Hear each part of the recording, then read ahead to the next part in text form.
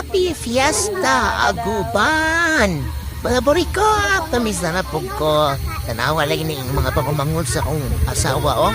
Ala, sige, mga dancerist, mga tiktokerist, mga singerist, tagunsa pa na mga restress. Yan, akong sister-in-law, nalingaw na sa daw sa iyang partner. Yan, mga ni akong baby, si baby Ford. Mga ni ang iga-4 na baby sa akong brother-in-law. Nya, cute, kabuyag bilayo eh. Hari daw siya mapahangin eh. Among gibutan ko. Tay pila kaning ingani. Kaya mo balit may bisag may bata o pahit may ingana. Ang soda mo, ang among iro. Iro sa among anak mo isod ha. O may isod. Nahala. No, arang hinalukag yun. Kay may manantog niya. Pero eh, pa doon na mag-arrange. Pa doon na mag-arrange sa mga pagkaon na.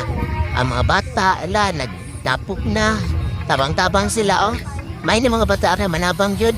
Ya, mo na dire, tabay tambay na may kay, manamay kaon kita hay.